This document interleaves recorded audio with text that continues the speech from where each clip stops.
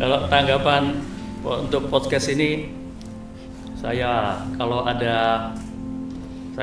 jempol ada 2 sini ya ini.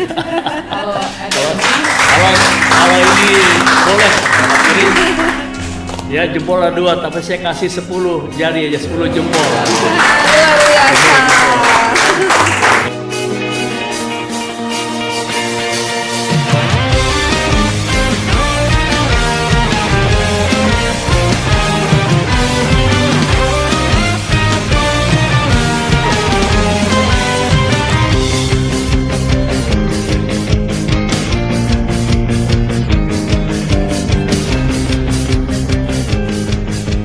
Halo sahabat dan followers podcast 151 di Binaya dimanapun berada.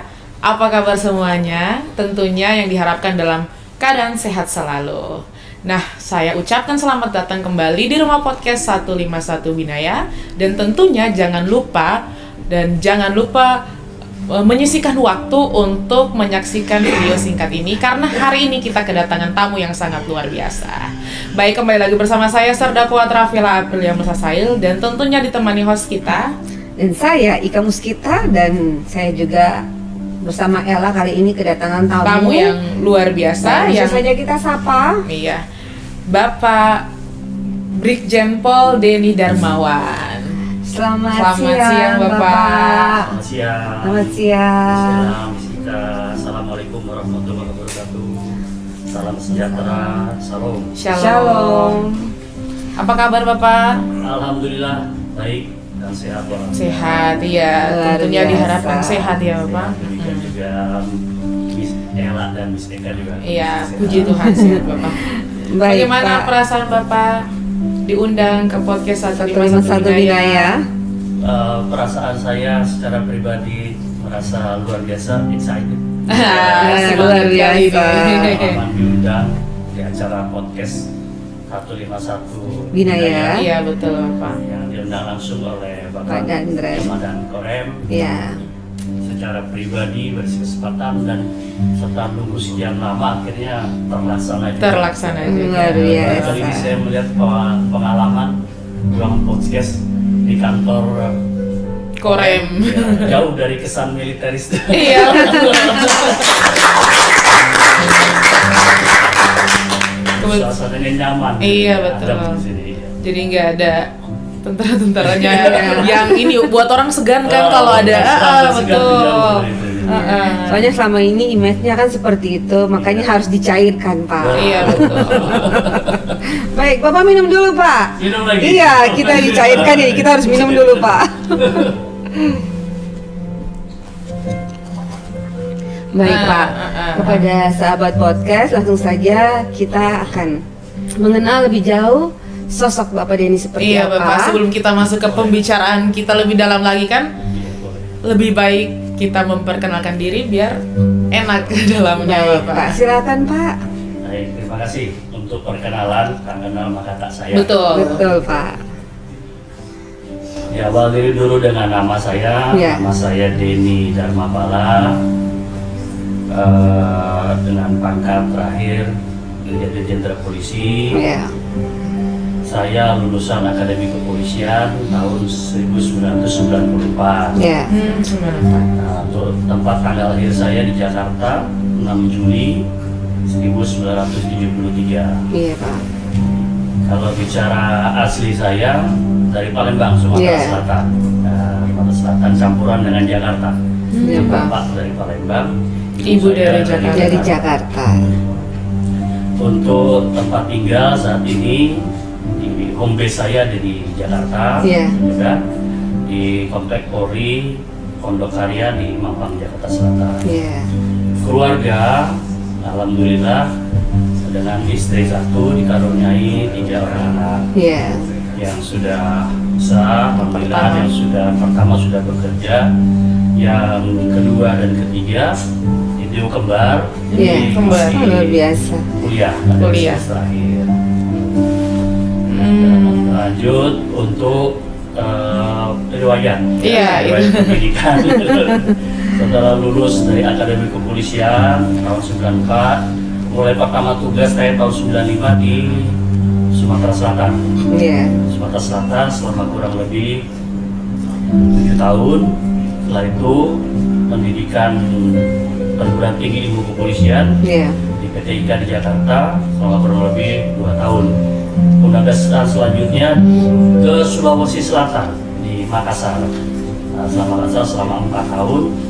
Dari Makassar kita lanjut sebagai sekolah pendidikan Sespim di Lembang, Iya. Bandung.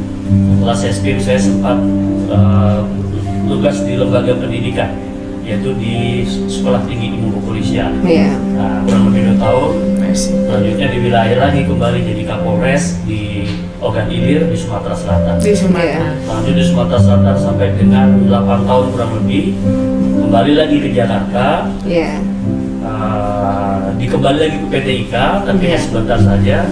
Dan selanjutnya saya berkesempatan mencoba berkarir di luar struktur kepolisian. Iya. Yaitu di BNN dari tahun 2019. Ya, kalau sampai dengan sekarang sudah kurang lebih 6 tahun. 6 tahun ya. 6 tahun saya berkarir di BNN.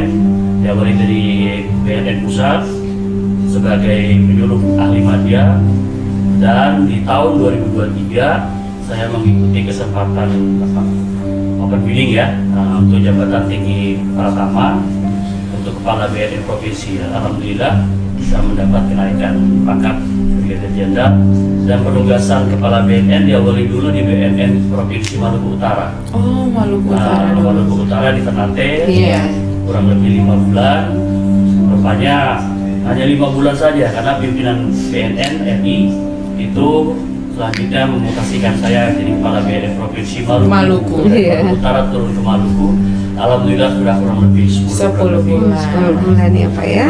Luar biasa, perjalanannya Luar biasa, panjang Kak. sekali ya. Berarti di wilayah timur Maluku Baru- Utara dan Maluku iya. ini baru pertama kali. Baru. Maksudnya sebelumnya kan nggak pernah di wilayah timur kan Pak? Belum pernah. Iya. Wilayah timur belum pernah. Rupanya menyisipi langsung Maluku, Maluku Utara dan Maluku. Wah, luar biasa, tepuk tangan dong. Baik. Terkait dengan tugas dan tanggung jawab Bapak Sebagai BNN ya. Kepala BNN di wilayah Maluku. Sejauh ini di Maluku sudah ada belum Pak untuk upaya-upaya pencegahan dan pemberantasan yang dilakukan di wilayah ini? Mungkin ada penyelundupan atau mungkin peredaran obat-obat yang ditemukan di Maluku seperti apa Pak? Iya, terima kasih. Bisa saya jelaskan terkait dengan peredaran gelap narkoba. Iya. Tadi bicara narkoba ini kita harus tahu dulu apa itu narkoba dan apa itu P4GN. Iya. Karena P4GN itu adalah pencegahan dan pemberantasan Iya. penyalahgunaan dan peredaran gelap narkotika. Narkotika. Ini ada tambahannya, dan prekursor narkotika. Iya. Prekursor narkotika itu merupakan bahan mentah atau bahan baku yang diolah nanti bisa menjadi narkoba. Iya. Gitu. Nah, selanjutnya untuk P4GN sendiri itu berdasarkan Undang-Undang Nomor 35 Tahun 2009 tentang narkotika, Iya. memberikan amanah kepada BNN sebagai leading institution Iya. yang melaksanakan program P4GN. Iya, Mana Pak. secara kelembagaan Iya. BNN sebagai lembaga pemerintahan non kementerian itu yang ditugasi untuk mengkoordinir pelaksanaan P4GN itu secara nasional maupun secara vertikal. Iya. Hanya ada BNN provinsi, termasuk di Provinsi Maluku Maluku. sebagai lembaga vertikalisasi dari pusat. Iya. Nah, selanjutnya yang dilakukan kami di BNN provinsi selain melaksanakan program P4GN, karena menurut data Iya. di seluruh republik ini itu tidak ada negara yang betul-betul bersih dari ancaman Narkoba. Nah, baru balik kita ke wilayah Provinsi Maluku sendiri. Iya. Indikasi apakah adanya peredaran gelap Iya. narkoba, kalau kita melihat saja dari data tentunya ada data kasus penanganan narkoba Iya. yang ditangani oleh aparat penegak hukum, dalam hal ini ada BNN, ada kepolisian. Iya. kepolisian berarti ada Direktorat Narkotika dan Polres Jakarta. Iya. Nah, data penanganan kasus ada, khusus di BNN saja di tahun 2024 kemarin ada 22 tersangka ya yang Pak. diproses Iya, pidana yang banyak saat juga ya, ini Pak, ya? menjalani proses hukum Iya. keluarga binaan di lapas. Iya, Pak. Di luar yang diproses pidana tersebut juga ada yang menjalani program rehabilitasi. Iya. Nah, data yang ada di BNN dari program asesmen terpadu ada sekitar 84 yang kita asesmen, 84 klien. Iya. Berarti tadi selain 22 22 itu, iya. di pidana, Iya. ada 84 yang kita asesmen untuk Asesmen. menjalani rehabilitasi. Iya. Itu yang kebetulan mungkin bisa ditemukan, Iya. ditangkap, diproses. Nah, yang tidak ditangkap, diproses atau belum ketahuan itu kita belum tahu. Itu akan berada di lingkungan masyarakat. Iya. Jadi kalau misalnya ada tidaknya ada, ini datanya ada. Iya. Betul. Dan sampai kapanpun ancaman bahaya narkoba itu kan selalu ada berada di antara kita. Iya. Karena itu dibutuhkan kewaspadaan bagi seluruh masyarakat. Karena narkoba itu adalah musuh bersama. Betul, Pak. Dan musuh bersama yang jadinya harus kita ketahui dan diwaspadai oleh kita semua. Iya, Pak. Baik, Luar Bapak. biasa, Iya, Pak, ya. betul. Nah, Bapak, tadi kalau sesuai penjelasan Bapak kan Bapak sempat di Maluku Utara 5 bulan, di Iya. sini 10 bulan 10 ya Bapak. bulan Iya. di Maluku. Nah, Bapak, saya pengen tahu nih Bapak, mungkin kalau menurut pandangan Bapak siklus rehabilitasi narkoba dan yang seperti tadi Bapak jelaskan, tingkatnya tuh dibandingkan, kalau mau bandingkan Maluku Utara sama Sama Maluku. kalau Seperti sesuai apa? pandangan Bapak bagaimana? Iya, Bapak? Pak. Ya. Karena saya sudah sempat di Maluku Utara. Iya. Walaupun 5 bulan tapi kan sudah. Iya, Iya. betul lah Pak. Ada di Maluku, kan sama-sama kawasan Indonesia Timur. Iya. Gitu kan. Walaupun mungkin bukan termasuk yang daerah prioritas. Parah Iya. itu ya. Prioritas di secara nasional. Iya. Ya, baik Maluku Utara maupun Maluku, tapi secara karakteristik penyalahgunaan gelap narkotikanya itu hampir sama. Iya. Karena saya juga mengukur daripada angka pengungkapan kasus dan angka yang dilaksanakan asesmen untuk rehabilitasi. Iya. Nah, itu loh. Baik modusnya pun juga sama, gitu kan? Iya, Pak. Pola peredaran peragam beratnya, jaringan-jaringannya, maupun misalnya tuh modus-modus penyalahgunaan masuknya dari mana. Karena kalau bicara baik Maluku Utara maupun Maluku itu kan masih kawasan kepulauan. Iya, betul Ya, Bapak. Iya, Pak. kepulauan. Untuk di wilayah di Indonesia Timur masih kepulauan. Sedangkan entry point daripada masuknya penyalahgunaan peredaran gelap narkotika itu didominasi jalur laut. Iya, Pak. Dan 80% Betul.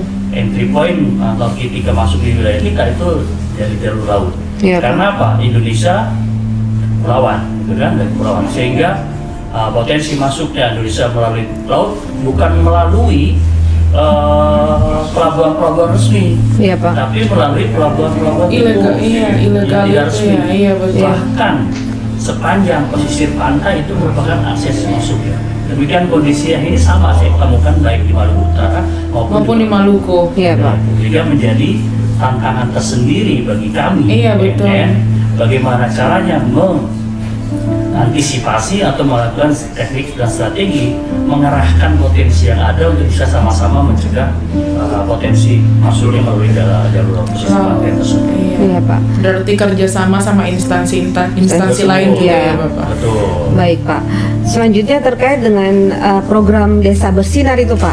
Oh iya, Ya, desa bersinar. ya, tahun 2025 di Maluku apakah sudah dijalankan sebelum-sebelumnya juga 2024? Oh, itu mungkin Bapak programnya saja. BNN ya atau Iya, itu dari Ya. BNN. Oh, ya. Silakan, Pak. Bicara program Desa Bersinar ini, waduh. Iya. Ika malah lebih ingat dulu ya Desa Bersinar. Desa Bersinar ini kan merupakan program prioritas nasional Iya. BNN yang mulai diluncurkan di periode tahun 2021.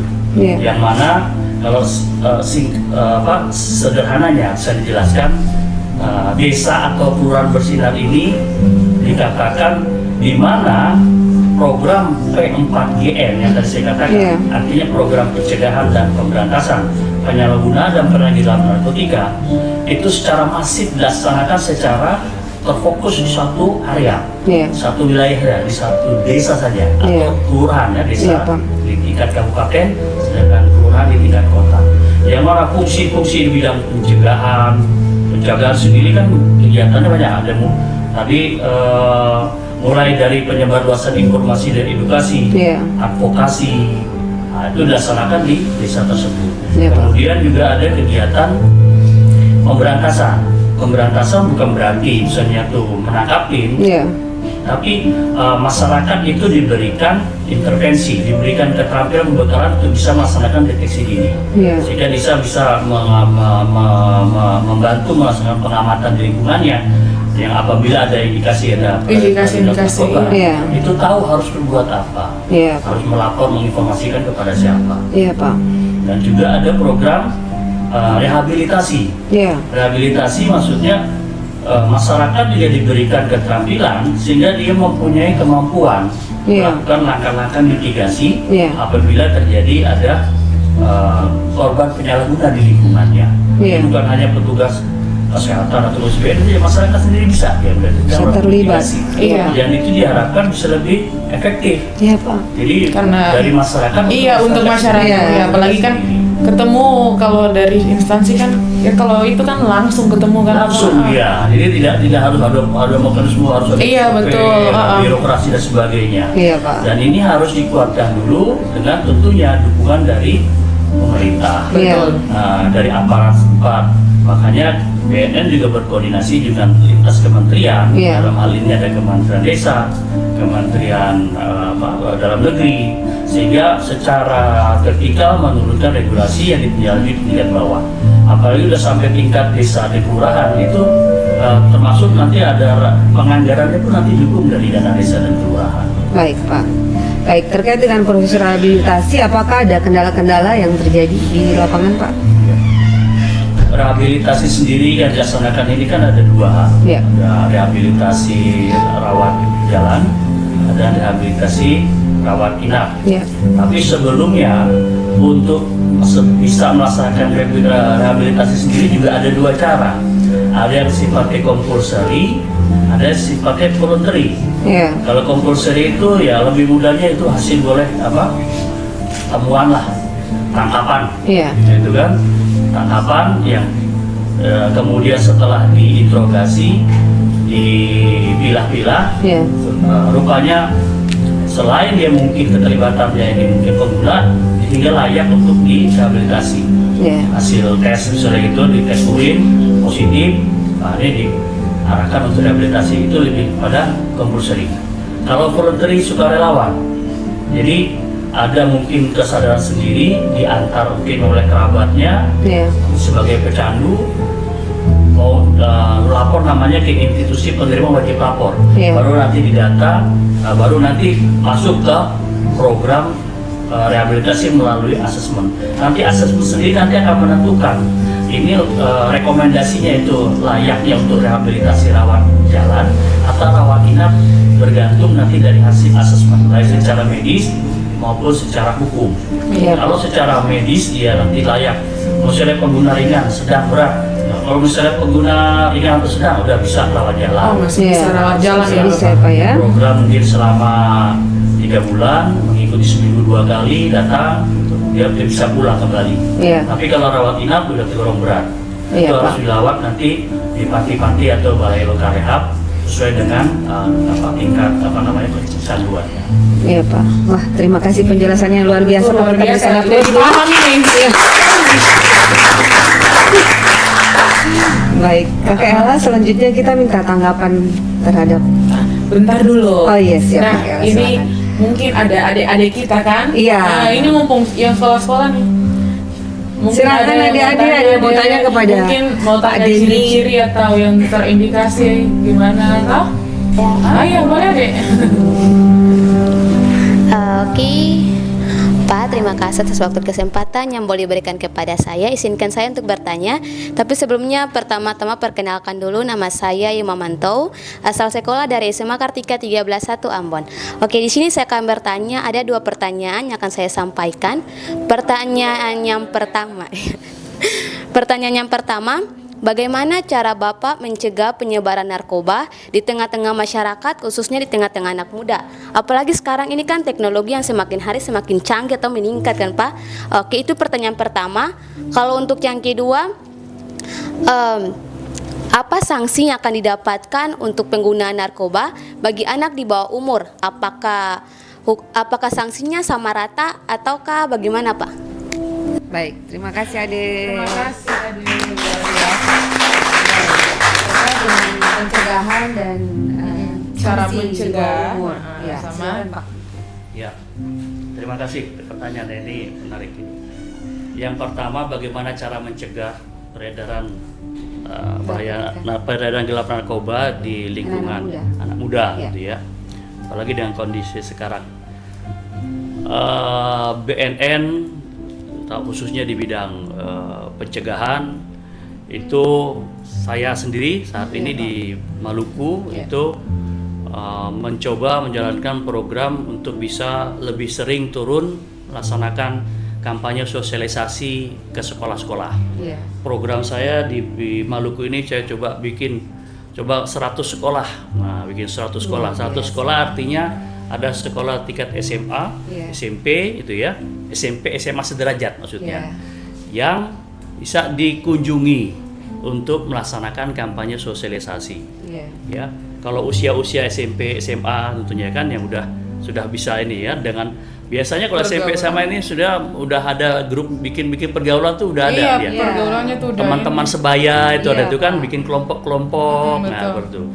Belum lagi mereka nanti bisa ada nanti bergabung berdasarkan hobi ya, berdasarkan apa yang satu frekuensi ya, kan seperti itu. Nah, untuk itu makanya kita lebih sering turun ke sekolah-sekolah proaktif. Ya. Nah, kalau sudah bicara satu sekolah itu paling tidak ada 100 sampai 150 murid. Kalau 100 sekolah itu sudah 10.000 atau 15.000. Nah, itu loh. Yang mana di usia-usia mereka ini kan yang banyak ingin tahunya tinggi. Itu kan rasa ingin tahunya tinggi. Kemudian juga sekarang dengan era teknologi. Misalnya tuh gadget itu bukan barang yang ini lagi. Dengan adanya lagi sosial media, apalagi punya akun Facebook, Instagram, TikTok dan sebagainya. Karena melalui cara-cara baik secara konvensional itu tatap muka secara langsung di sekolah-sekolah, ya hanya bicara mungkin setengah jam, 1 jam gitu kan. Bisa tidak hanya bicara secara monolog, tapi bisa juga dialog. Hal-hal tentang narkotika itu kan hal-hal yang simpel saja itu kan, dan mereka nanti banyak bertanya dari situ, sehingga timbul interaksi. Betul. Ya, karena mungkin yang mereka tahu ini kan mungkin dari media apa itu kan banyak gitu kan, yang tentunya kalau bisa difilter itu kan bisa saja berdampak negatif. Nah, dengan kita langsung mereka nanti banyak itu manfaatkan untuk bertanya. Rupanya banyak pelajar-pelajar kita nih lebih tahu duluan, lebih tahu entah tahu dari mana gitu kan. Nah, tapi begitu ada BNN itu mereka tanya, pertanyaannya pun juga tajam, kritis itu kan, kok malah banyak lebih tahu ya gitu kan. Nah, tapi kita luruskan misalnya. Tidak salah itu mereka tahu, tapi harusnya diarahkan. Nah, itu secara konvensional. Kalau secara pemanfaatan media, kami juga memanfaatkan akun media sosial, baik TikTok, ada Facebook, Instagram, ya, yang mana kita juga memberikan edukasi informasi tentang bahaya narkoba, sehingga kapanpun, dimanapun ada kesempatan mereka bisa membaca, mencari literasi tentang informasi bahaya narkoba tersebut. Itu yang pertama ya. Itu yang pertama Bapak. Yang kedua terkait sanksi di bawah sanksi umur. untuk yang di bawah umur. Sanksi di bawah umur. Ya. Baik, kalau sanksi di bawah umur, saya boleh bicara, kita punya basic dulu ya, data dulu ya, berdasarkan data dulu. Survei terakhir yang dilakukan oleh BNN dengan bekerjasama ada Badan Riset Nasional, Badan Riset Inovasi ya, Badan Riset Inovasi Nasional atau BRIN, tahun 2023 pengguna narkoba di Indonesia itu sebanyak 3,33 juta jiwa. Pengguna ya narkoba. Terus kalau disorot lagi khusus untuk di usia muda atau generasi muda itu ada 312.000 data tahun 2023. 312.000. Berarti termasuk usia-usia SMP, SMA. Nah, itu loh. Nah, bagaimana perlakuan terhadap generasi muda yang terlibat narkoba? Itu akan kita melihat karena bagi yang terlibat dalam penyalahgunaan kejahatan narkoba itu harus dipilah dulu. Karena bisa saja sebagai pengguna, bisa saja sebagai penjahat, dalam hal ini pelaku kejahatan. Kejahatan bukan semata-mata pengguna ya. Yang pengedar, kurir, bandar, nah, yang memproduksi, nah itu ya. Makanya begitu ada pengungkapan kasus narkoba, kita melihat ya, mau itu perempuan, laki-laki atau usianya masih muda, tentu akan dilihat dulu perannya sebagai apa, dan itu nanti akan melalui asesmen itu tadi. Setelah di asesmen akan ketahuan nanti pelaku ini dia berperan sebagai penjual atau kurir atau bandar atau yang memprodusennya, tapi dia juga sebagai pengguna. Nah, walaupun dia sebagai pengedar, pelaku, penjual, karena dia juga sebagai pengguna, dia layak juga di asesmen, dia direhabilitasi. Itu. Nah, tapi kembali ke pertanyaan tadi, bagaimana kalau anak usia muda? Memberikan sanksinya seperti apa, Pak? Sanksinya untuk pengguna narkoba, kalau untuk pengguna narkoba itu dikenakan posisinya sebagai korban penyalahguna, sehingga dia akan mendapatkan layanan rehabilitasi itu. Makanya di panti-panti rehabilitasi yang ada di di sini tidak ada, belum ada ya, tapi di Lido ada. Kemudian paling dekat sini ada di Makassar ya. Di Makassar, di Badoka itu ada anak usia sekolah itu di rehabilitasi SMP, SMA. Kasihan ya, Pak. Direhabilitasi, dan itu bukan sifatnya bukan hukuman. Hukuman bagi pengguna narkoba ya rehabilitasi itu. Nah, itu loh. Tapi kalau misalnya ada kejahatannya tapi kalau saya lihat sebagai kurir apa itu kita lebih ini ya, karena terlalu riskan ya kalau misalnya sampai usia itu di bawah umur itu sebagai kurir. Lebih banyak kepada pengguna. Nah, tapi kalau sebagai pengguna di kejahatan narkoba itu ditempatkan sebagai korban penyalahguna, sehingga bukan hukuman layaknya ditempatkan di lembaga pemasyarakatan atau keluarga binaan, tapi melaksanakan rehabilitasi di loka, panti, balai rehab yang ada. Bagaimana adik-adik? Jelas? Jelas ya. Ada lagi pertanyaan? Silakan.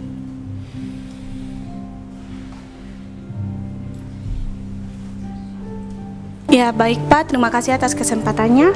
Perkenalkan, nama saya Melinda Armelita Patiasina, asal sekolah saya di SMA Kartika 131 Ambon. Izin bertanya Pak, sama Bapak bertugas, apakah Bapak pernah menemukan satu kasus yang menurut Bapak itu sangat sulit untuk dipecahkan, dan bagaimana cara Bapak untuk menyelesaikan kasus tersebut? Terima kasih Pak.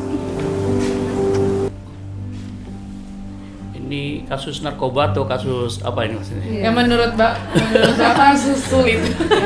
Katanya gitu. Kasus narkoba kan, Dek? Kasus narkoba mungkin iya. Atau kasus aja. yang Kasus narkoba aja ya, karena iya betul. Ya, karena saya hanya melihat dari pengalaman saja ya. Iya betul. Kasus narkoba. Jadi, nah,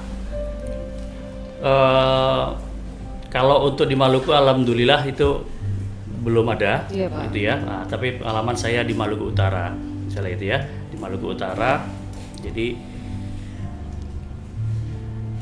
kalau untuk pengungkapan kasus narkoba, ini kan kita korban narkoba ini kan tidak bisa memandang status ya terlibat narkoba ini, karena siapapun bisa, siapapun bisa. Mau itu profesi aparat pun bisa, swasta pun bisa, dan pejabat pun bisa, artis juga bisa. Nah itu kan ibu rumah tangga, anak-anak pun bisa. Iya. Nah, itu ya. Nah, yang menjadi kendala kadang ini ya. Ini kalau menurut saya ini bagus ini ya. Kadang kejahatan narkoba ini kita tidak sadari itu ada di lingkungan terdekat kita, lingkungan kita, gitu kan? Ada suatu fenomena, ya ada fenomena yang perlu, yang ini juga menjadi sorotan BNN, gitu kan? Iya. Di Maluku Utara itu juga ada daerah, misalnya, gitu kan? Yang kalau kita melaksanakan upaya penegakan hukum di suatu daerah itu justru mendapatkan perlawanan dari warga. Iya. Nah, itu bayangkan, satu sisi kita mau melakukan penegakan hukum, memberantas narkoba, tapi justru warga Malah serang balik. lokal, Iya. warga desa atau kelurahan yang melakukan perlawanan. Perlawanan. Nah, saya tidak mungkin tidak sebutkan ya Daerahnya, iya. Itu loh. Tapi bisa saja di mana-mana itu ada. Ada. Ya, di mana-mana itu ada. Di Maluku pun itu bisa aja terjadi itu loh. Karena apa? Ya, karena apa? Padahal sudah jelas-jelas kejahatan narkoba, Salah, tapi iya, justru betul. dilindungin sama Masyarakat di sana, iya. gitu loh. Justru narkoba di sana jadi identik, jadi sarang peredarannya di suatu tempat tersebut. Termasuk ibu-ibu juga, anak-anak gitu loh. Justru terkesan malah melindungi pelaku kejahatan narkoba ada di wilayahnya. Iya. Gitu, ya. Karena apa? Di suatu daerah tertentu, mungkin di daerah situ yang mungkin secara ekonomis ya ada kekurangan gitu ya, kelas ekonominya berkurang gitu kan, ya hanya mungkin mata pencahariannya ya tidak inilah gitu ya.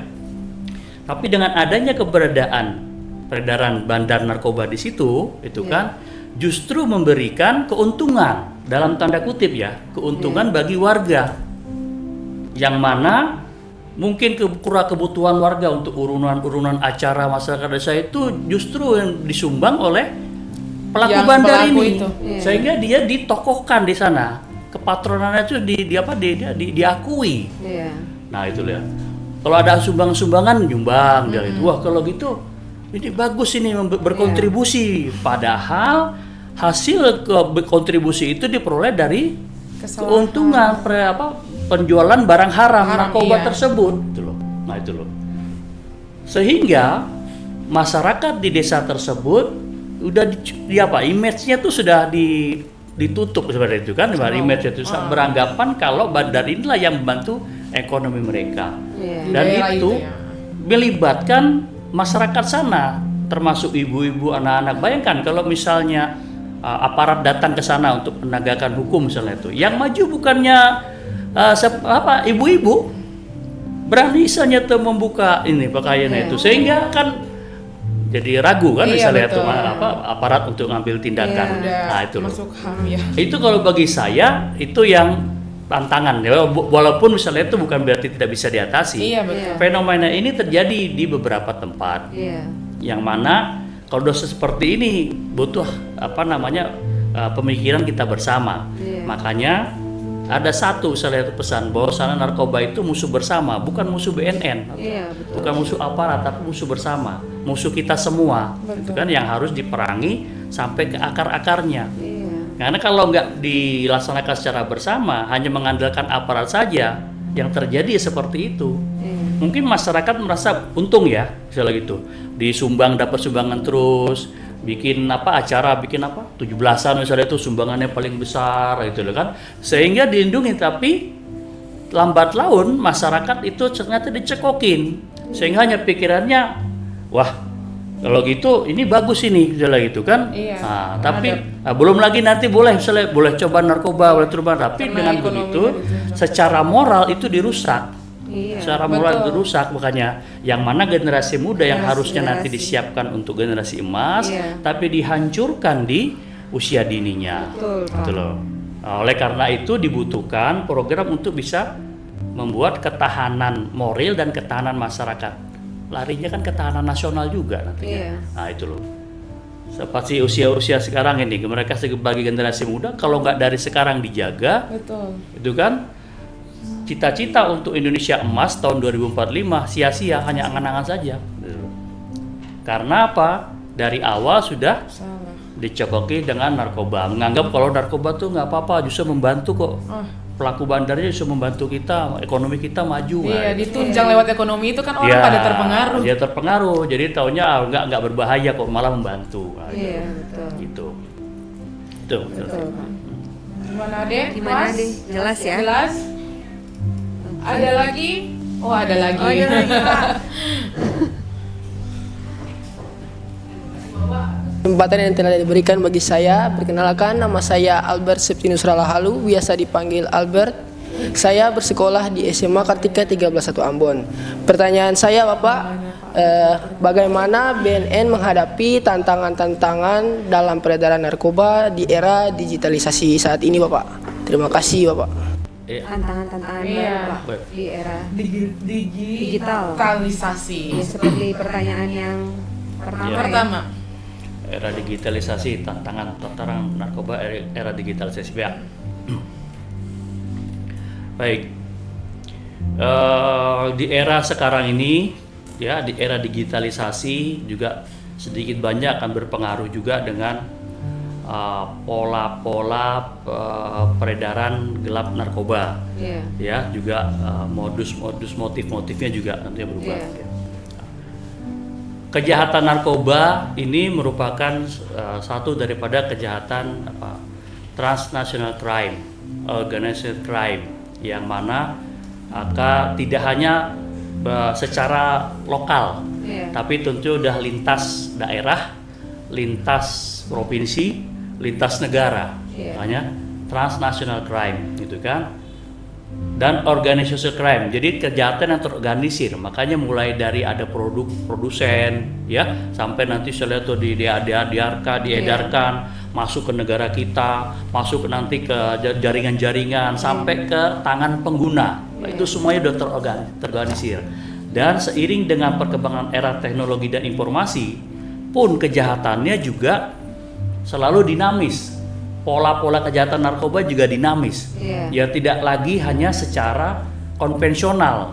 Kalau dulu mungkin transaksi narkoba mungkin harus ketemu di bawah meja segala itu kan, saya ketemu di mana tempat gelap di pojok-pojok. Iya, betul. Transaksi ada uang, ada ini. Nah, seperti itu dulu gitu kan. Nah, era sekarang tidak lagi seperti itu.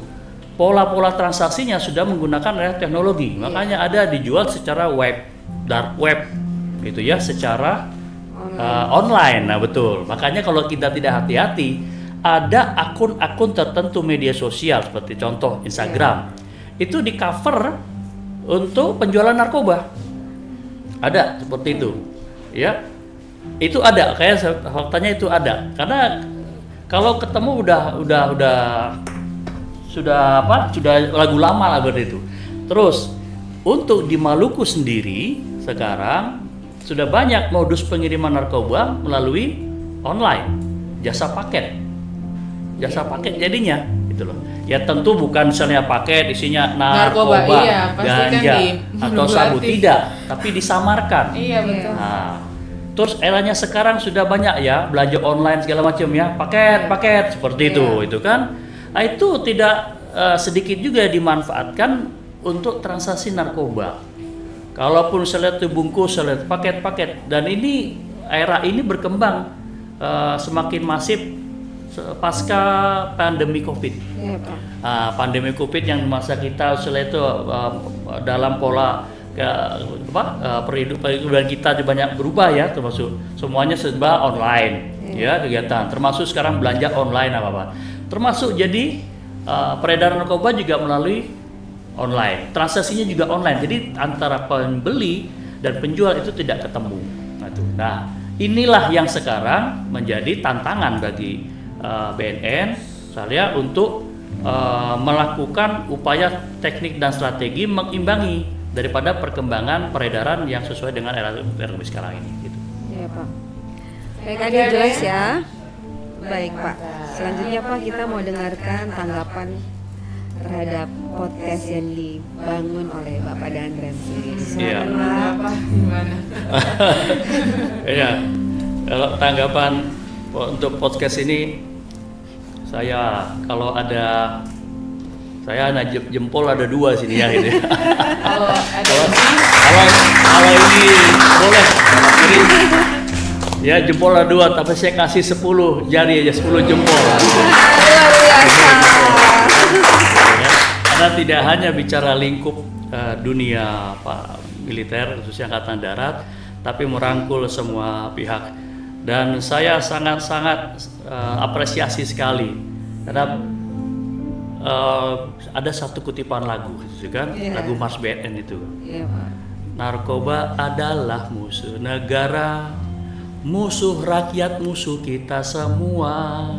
Mari kita perangi, marilah kita basmi sampai ke akar-akarnya. Kutipan lagu Mars BNN itu menandakan bahwasannya permasalahan narkoba ini bukan aja masalah satu institusi BNN saja, tapi BNN itu mengharapkan bisa bekerja sama dengan seluruh komponen masyarakat mitra tanpa terkecuali baik pemerintah maupun swasta untuk bersama-sama bergandeng tangan merangkul bersama-sama perangi narkoba. Dengan adanya podcast ini luar biasa. Kalau tadi sudah diingatkan ini dengan subscribernya 12.000 dan akan terus meningkat. Setidaknya kalau saya sudah bicara di sini 12.000 ya itu meningkat ada lagi, meningkat ya. lagi. Itu akan terpapar informasi tentang bahaya narkoba. Iya, Nah, itu. Satu ini Pak, Ya. ternyata subscribe kita ada dari luar negeri juga Pak. Oh. Dari di Inggris ada, dari Jerman ada, di Afrika, di Amerika, di Hawaii. Hawaii. Banyak. Luar biasa. Mudah-mudahan ada ini translatornya nanti ya kalau misalnya untuk di luar. Translate-nya, iya, betul. Translate-nya. Iya. Baik Bapak. Nah Bapak, tapi sebelum kita tutup pembicaraan kita, mungkin berbicara soal narkoba, mungkin Bapak ada pesan untuk Sampaikan. anak muda terutama di wilayah Maluku ini, biar kita sama-sama memberantas narkoba itu di Provinsi Maluku ini. Iya. Terima kasih. Pesan saya cukup singkat saja, padat saja. Hai anak muda, gitu kan. Cukupi informasi dan edukasi tentang P4GN ya. Sekali lagi, cukupi informasi dan edukasi P4GN bagi diri kalian. Karena kalau kalian sudah cukupi informasi dan edukasi tentang P4GN, itu diharapkan kalian anak muda itu bisa mempunyai pengetahuan, pemahaman, dan kesadaran tentang upaya mencegah bahaya peredaran gelap narkoba. Kalau sudah tahu diri sendiri, tularkan kepada lingkungannya. Baik itu lingkungan keluarga, lingkungan pendidikan, lingkungan pekerjaan, lingkungan komunitas, sehingga akan memberikan efek yang lebih luas. Dengan demikian, mewujudkan bebas narkoba bisa dari diri sendiri, lingkungan kerja, rumah, pemukiman, ya, kantor, sekolah, lalu bicara nanti di lingkungan wilayah, ada desa, kelurahan, naik terus ke kecamatan, naik lagi ke kota, kabupaten, provinsi, sampai dengan Indonesia, sehingga cita-cita mewujudkan Indonesia bersinar narkoba seiring dengan Indonesia Emas tahun 2045. Nah, Iya. gitu. Wah, luar biasa sekali nih. Biasanya moto dari BNN itu ada itu. Ya. Say not to drug. Wow, oke, betul. Jadi, Sama-sama ya. harusnya sama-sama itu, Ya, benar. sama-sama, Ya, Pak. ya, ya. Dipimpin oleh Ella nanti Ya. say not to drug. Kita semuanya mengatakan tidak untuk narkoba. Oke ya. Oke, Say ya, not ya, apa? ya. Say no to drugs, no to drugs. To Ya. drugs. Oke ya. Sudah Pak? Nah, baik Bapak, terima kasih untuk pesan-pesan Bapak tadi. Nah, sebelum kita masuk ke akhir ya, closing statement ya, ada moto dari BNN. Tapi alangkah baiknya dan lebih baiknya moto dari BNN langsung disampaikan oleh Kepala BNN Provinsi Maluku. Boleh silahkan Bapak. Berarti ini aja, say Say no sama-sama, to- say no to drug untuk Indonesia bersinar. Ya, siap. Jadi ulangnya, say no to drug untuk Indonesia bersinar, bersih narkoba. Saya ulangin, say no to drugs untuk Indonesia bersinar, bersih narkoba. Ya. Oke. 1, 2, 3. Say no to drugs untuk Indonesia bersinar, bersih narkoba.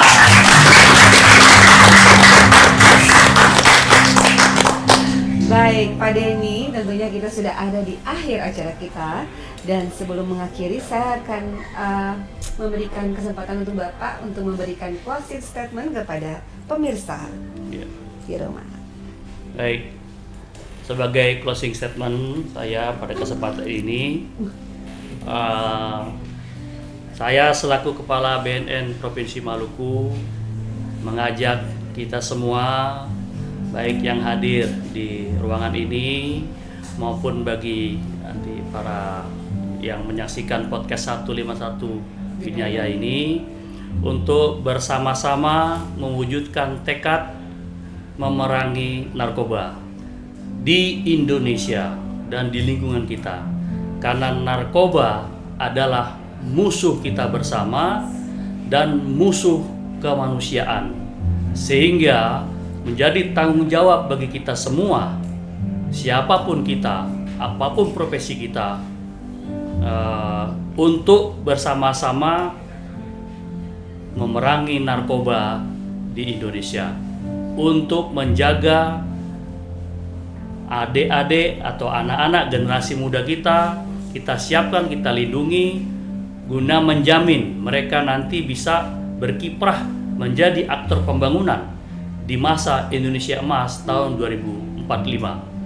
Bersama kita bisa.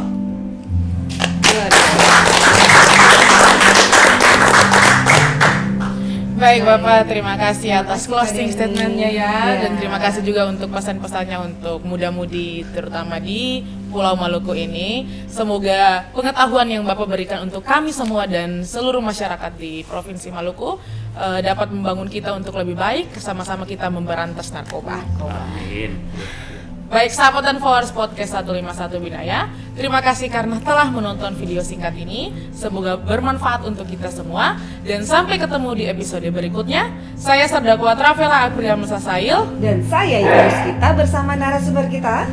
Brigjen Polisi Denny Darmapala. pamit undur diri. Salam kompak dari kami, Kai Mese Mese Aman. We love Indonesia forever.